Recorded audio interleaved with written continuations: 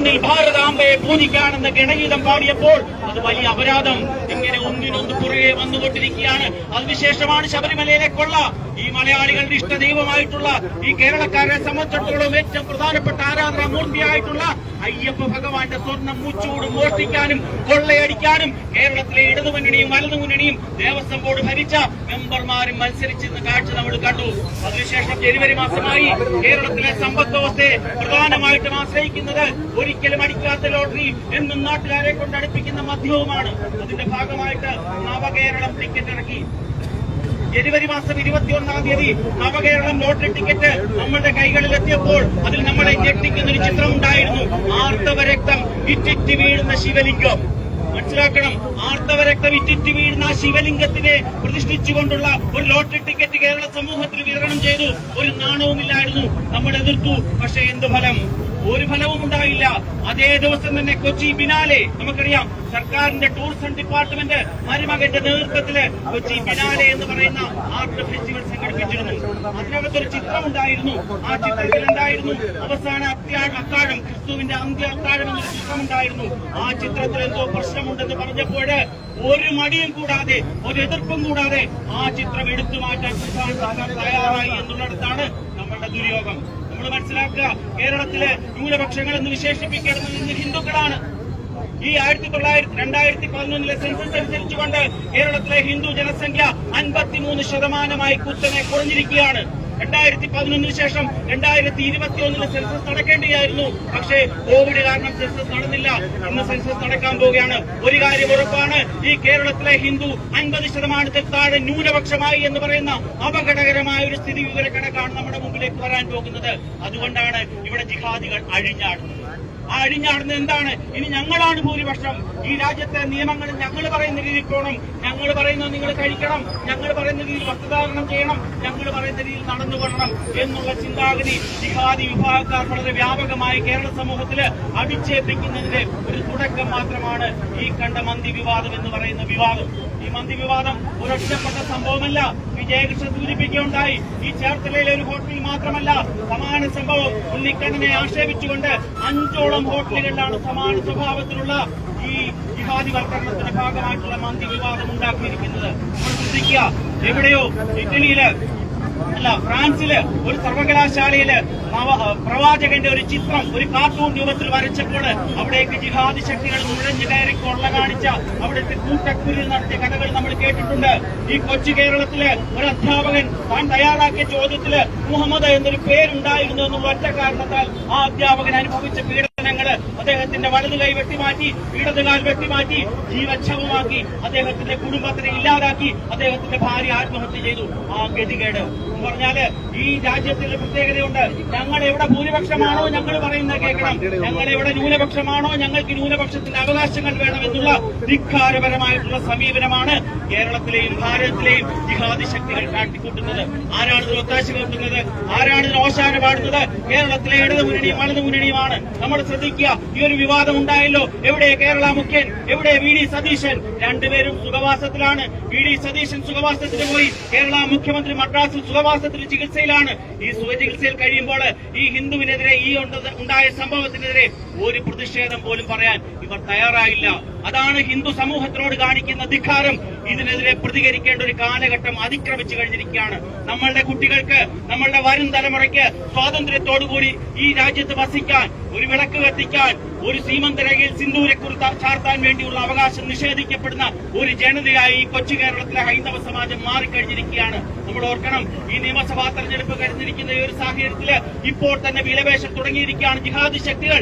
പച്ചക്കൊടിയുടെ രൂപത്തിലുള്ള മുസ്ലിം ലീഗ് മതേതരത്വത്തിന്റെ വ്യക്താക്കളാണെന്ന് നാഴികയ്ക്ക് 40 വട്ടമാണ് അവർ പറയുന്നത്. നമ്മൾ ശ്രദ്ധിക്കുക, ഈ കേരളത്തിൽ മതേതരത്വമുള്ള ഒരൊറ്റ വിഭാഗം മാത്രമേ ഉള്ളൂ. അത് ഈ കേരളത്തിലെ ഹിന്ദുക്കൾ മാത്രമാണ്. എന്തും സഹിച്ചുകൊണ്ട് ബാക്കിയുള്ളവരുടെ പ്രശ്നങ്ങളിൽ ഇടപെടാതെ എല്ലാം ത്യാഗബുദ്ധിയോടുകൂടി കാണുന്ന ഒരു സമൂഹമായി കേരളത്തിലെ ഹൈന്ദവ സമൂഹം മാറി എന്നുള്ള വളരെ വലിയൊരു യാഥാർത്ഥ്യബോധം നമ്മളെ എപ്പോഴും മുമ്പോട്ട് നയിക്കേണ്ടതുണ്ട്. കാരണം നമ്മളെ സംബന്ധിച്ചിടത്തോളം നമ്മൾ അടിമ മനോഭാവത്തോടു കൂടിയാണ് മുമ്പോട്ട് പോകുന്നത്. നമുക്ക് നേതൃത്വം നൽകാൻ ആരുമില്ല എന്നൊരു തോന്നല് ഈ ശക്തികൾക്കുണ്ട്. നമ്മളുടേത് ശക്തമായ ഒരു വോട്ട് ബാങ്ക് അല്ല എന്നുള്ള തോന്നൽ ഈ ശക്തികൾക്കുണ്ട്. ഇങ്ങനെ ഈ ശക്തികളുടെ പിന്നിലുള്ള ഈ പ്രചോദനങ്ങളെ തല്ലിക്കെടുത്തക്ക രീതിയിൽ പ്രതിരോധിക്കാനും പ്രതിഷേധിക്കാനും ഈ നാട്ടിലെ സനാതനധർമ്മ വിശ്വാസികളായിട്ടുള്ള എല്ലാവരും തയ്യാറാവുന്ന ഒരു ശിക്ഷ കിട്ടാവുന്ന ഒരു ലഘു കുറ്റമിട്ടുകൊണ്ട് നമ്മളെ കബളിപ്പിക്കുന്നു. ഇതിന് പിന്തുണ ഇവിടുത്തെ അധികാരി വർഗവും കൊടുക്കുന്നുണ്ട്, പോലീസും കൊടുക്കുന്നുണ്ട് എന്നുള്ളൊരു തെളിവാണ്. അതിന്റെ ഉടമസ്ഥനായിട്ടുള്ള ജിഹാദി ഉണ്ടല്ലോ, ആ ലീഗ് നേതാവിന്റെ മോൻ, അവനെ ഈ റോഡിലേക്ക് ഇറക്കരുതെന്നും ഞാൻ പറയത്തില്ല. പക്ഷെ അവൻ കാണിച്ച തോന്നിവാസത്തിന്റെ മറുപടി എന്നാണെങ്കിലും അവന് കിട്ടാന് ഈ നാട്ടിലെ സനാതന വിശ്വാസികൾ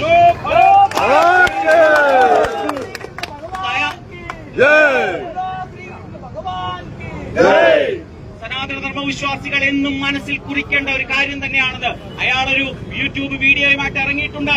എനിക്ക് അബദ്ധം പറ്റിയതാണ്, ഞാനല്ല ഈ കുറ്റമൊന്നും ചെയ്തത് എന്ന രീതിയിലുള്ള ഒരു വ്യാഖ്യാനം കൊണ്ടുവന്നിരിക്കുകയാണ്. പ്രിയപ്പെട്ട സുഹൃത്തുക്കളെ, ഒരു 8ാം ക്ലാസ്സിൽ 7ാം ക്ലാസ്സിൽ പഠിക്കുന്ന കുട്ടിക്ക് പോലും അറിയാം, ഇപ്രകാരം ഒരു ചിത്രം ഇറക്കുകയാണെങ്കിൽ അതിന്റെ പിന്നിലുള്ള അപകടത്തിനെ പറ്റി മനസ്സിലാക്കാനുള്ള കഴിവും പ്രാപ്തിയുമില്ലാത്ത മന്ദബുദ്ധിയായിട്ടുള്ള ജിഹാദി എങ്ങനെയാണ് കച്ചവടം നടത്താൻ പോകുന്നതെന്ന് കാണിച്ചു കൊടുക്കാനുള്ള ബാധ്യത നമുക്ക് ഓരോരുത്തർക്കുമുണ്ട്. അതിനുവേണ്ടിയുള്ള തയ്യാറെടുപ്പുകൾ നടത്തണം. ഇത്തരത്തിൽ ആര് പ്രതികരിച്ചാലും അതിനെതിരെ തെറിക്കുത്തരം മുറിപ്പത്തലാണ് എന്നുള്ള ചിന്താഗതി നമ്മുടെ മനസ്സിലുണ്ടാകണം. നമ്മളാരെയും വെല്ലുവിളിക്കുകയല്ല. ഇവിടെ നല്ലവരായിട്ടുള്ള ദേശീയ ബോധമുള്ള ധാരാളം ഇസ്ലാമിക വിശ്വാസികളുണ്ട്, അവരെ കുറ്റം പറയുകയല്ല. പക്ഷെ അവരെ കൂടെ നാണം കെടുത്തത്തക്ക രീതിയിലുള്ള ജിഹാദി പ്രവർത്തനങ്ങളാണ് എല്ലാ ദിവസവും കേരളത്തിൽ നടക്കുന്നത്. നമ്മൾ നോക്കൂ, കേരളത്തിൽ ഒരു മൈനറായ പെൺകുട്ടിയെ മധ്യപ്രദേശിൽ നിന്ന് ഗ്രാമീണ പശ്ചാത്തലത്തിൽ ജനിച്ചു വളർന്ന എഴുത്തും വായനയും അറിയാത്ത ഒരു പെൺകുട്ടിയെ കേരളത്തിലേക്ക് കൊണ്ടുവന്നുകൊണ്ട് ഇവിടുത്തെ ഗോവിന്ദൻ മാമനും ശിവൻകുട്ടി മാമനും ഒക്കെ കൂടെ ചേർന്ന് കല്യാണം കഴിച്ചു കൊടുത്ത കാഴ്ച നമ്മൾ കണ്ടതാണ്. 16 വയസ്സും 10 മാസവും 2 ദിവസവും മാത്രമേ ആ പെൺകുട്ടിക്ക് പ്രായമുണ്ടായിരുന്നുള്ളൂ. എന്തൊരു ഉത്സാഹം, എന്തൊരു ആവേശ കമ്മിറ്റിക്കാരാണ് ഇത് കല്യാണത്തിന് നേതൃത്വം കൊടുത്തത്. ജിഹാദികള് നമ്മളൊക്കെ ഒരു കാലത്ത് പറഞ്ഞു ലവ് ജിഹാദ് ഉണ്ട്, ലവ് ജിഹാദ് യാഥാർത്ഥ്യമാണ്. അത് പറഞ്ഞ് നമ്മളെയൊക്കെ മണ്ടന്മാരാക്കി, നമ്മളെയൊക്കെ ചാണക സംഘികളെന്ന് നാണക്കേടോടുകൂടി വിളിച്ചു. അതൊക്കെ നമ്മൾ കേട്ടു, അനുഭവിച്ചു. പക്ഷേ ദിവസവും പുറത്തു വരുന്ന വാർത്തകൾ നമ്മൾ നോക്കൂ. നാസിക്കില് ടാറ്റയുടെ കമ്പനിയിൽ കഴിഞ്ഞ ദിവസം നടന്ന ലവ് ജിഹാദ്, ഇതൊക്കെ ട്രാപ്പ് ജിഹാദ് തന്നെയാണ്. ഈ ട്രാപ്പ് ജിഹാദിനെ പറയാനൊക്കത്തുള്ളൂ. കാരണം ട്രാപ്പിൽപ്പെടുത്തിയാണ് ജിഹാദ്. ഈ കേരളത്തിലേക്ക് കൊണ്ടുവന്ന പെൺകുട്ടിയുടെ ആ പട്ടികവർഗ കമ്മീഷൻ തയ്യാറാക്കിയ റിപ്പോർട്ടുണ്ട്. അതിന്റെ മാതാപിതാക്കൾ ജയ്സിംഗും ലതയും ആ പട്ടികവർഗ കമ്മീഷന് മുമ്പാകെ കൊടുത്ത മൊഴി എന്റെ കയ്യിലുണ്ട്. ആ മൊഴിക്കകത്ത് പറഞ്ഞിരിക്കുന്നത് എന്താണെന്നറിയാവോ? ഞങ്ങളുടെ മകളെ നഗ്നയാക്കി വീഡിയോകൾ ചിത്രീകരിച്ച് ട്രാപ്പിൽപ്പെടുത്തി കടത്തിക്കൊണ്ടുവന്നതാണെന്ന് വ്യക്തമായിട്ട് എഴുതിയിട്ടുണ്ട്. അതാണ് പറയുന്നത്. ഇതൊന്നും ലവ് ജിഹാദ് അല്ല, ഇതൊക്കെ ട്രാപ്പ് ജിഹാദാണ്. നമ്മളുടെ പെൺകുട്ടികളെ നശിപ്പിച്ചുകൊണ്ട് നമ്മളുടെ സംസ്കാരത്തെ ഇല്ലാതാക്കാൻ, നമ്മളുടെ ഒരു സന്തതി പരമ്പരയെ ഇല്ലാതാക്കാനുള്ള ആസൂത്രിതമായ ശ്രമങ്ങള് കോടിക്കണക്കിന് രൂപയാണ് പെട്രോൾ ഡോളറിന്റെ രൂപത്തിൽ ഇതിനു വേണ്ടി വരുന്നത്. കേരളത്തിലെ ഏറ്റവും പ്രശസ്തയായിരുന്ന മാധവിക്കുട്ടിയുടെ മതപരിവർത്തനം നമ്മൾ അറിയാം.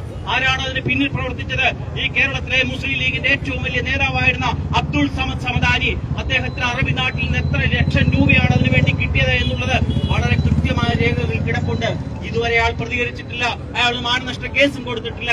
ഇങ്ങനെ ധാരാളം ഉദാഹരണങ്ങൾ നമുക്ക് ചൂണ്ടിക്കാണിക്കാൻ സാധിക്കും. അതുകൊണ്ട് ഞാൻ അവസാനിപ്പിക്കുകയാണ്. ഈ സായാഹ്നത്തിൽ ഇവിടെ എത്തിച്ചേർന്ന ആരുടെയും ഒരു ആജ്ഞയില്ലാതെ, ആരും പറയാതെ സ്വയം തിരിച്ചറിഞ്ഞുകൊണ്ട് ഇവിടെ എത്തിച്ചേർന്ന എന്റെ പ്രിയപ്പെട്ട ഹൈന്ദവ സഹോദരങ്ങൾ, ഇതേപോലെയുള്ള സംഭവങ്ങൾ ഉണ്ടാകുമ്പോൾ ഇതേപോലുള്ള പ്രതികരണം നമ്മളുടെ ഭാഗത്തുനിന്ന് ഉണ്ടാവുകയാണ് എന്നുണ്ടെങ്കിൽ തീർച്ചയാണ് ഒരു കാര്യം ഉറപ്പുവരുത്താം. ഇനിയും ഇത്തരത്തിലുള്ള നെറികേടുകൾ കാണിക്കുമ്പോൾ ഒന്ന് അറയ്ക്കണം, ഒന്ന് പേടിക്കണം. തങ്ങൾക്കും പേടിപ്പിക്കാനുള്ള കഴിവുണ്ടെന്ന ഹൈന്ദവ സമാജം എന്നാണോ ഈ ജിഹാദ് ശക്തികളെ കാട്ടിക്കൊടുക്കുന്നത്?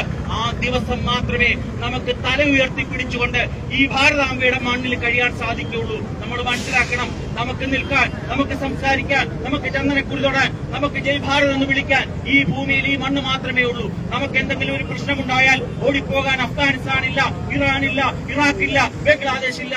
ഈ ഭാരതാംബയുടെ ഈ പുണ്യമായ മണ്ണ് നമ്മളുടേതാണ്. ബാക്കി ആര് വന്നിട്ടുണ്ടെങ്കിലും അതൊക്കെ നമ്മളുടെ ഔദാര്യം കൊണ്ടാണ് അവരൊക്കെ ഇവിടെ കഴിയുന്നതെന്നുള്ള യാഥാർത്ഥ്യം അവർ മനസ്സിലാക്കണം. നമ്മള് മതേതരത്വത്തിന്റെ വ്യക്താക്കളാണ്.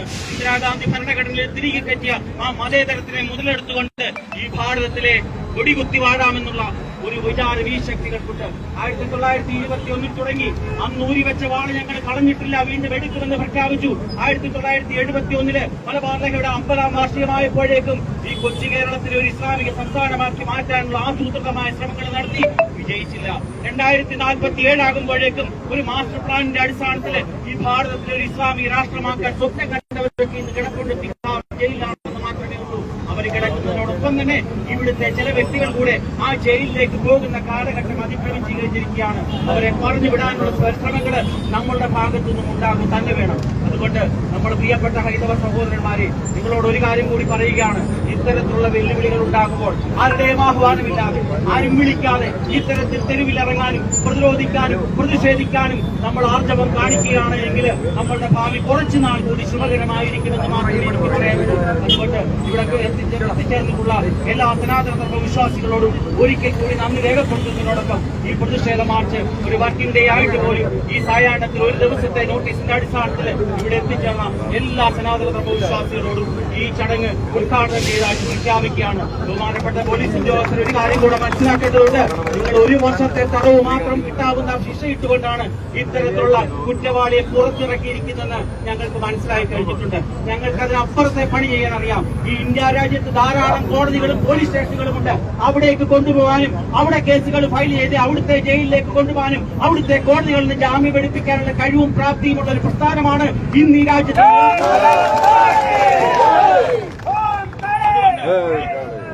ഇത്തരത്തിലുള്ള ചെറിയ ഉമ്മാക്കി കാണിക്കുന്ന പോലീസ് സംവിധാനത്തിലെ സഹോദരന്മാരോട് ഞങ്ങൾക്കറിയാം നിങ്ങളുടെ ഗതികേട് കൊണ്ടാണ്. നിങ്ങൾക്ക് തെരുവിൽ കിടന്ന് അടി കിട്ടുമെന്ന് ഞങ്ങൾക്കറിയാം. അവർക്കെതിരെ പ്രതികരിച്ചാൽ അത് പേടിച്ചാണ് നിങ്ങൾ ഇത്രയും കാട്ടിക്കൂട്ടിയെന്നറിയാം. അതുകൊണ്ട് നിയമമനുസരിച്ച് കാര്യങ്ങൾ ചെയ്യാൻ നിങ്ങൾ ശ്രമിക്കണമെന്ന് കൂടി പറഞ്ഞുകൊണ്ട് ഞാൻ നിർത്തുകയാണ്. ബോലോ ഭാരത് മാതാ കീ, ബോലോ ഭാരത് മാതാ കീ.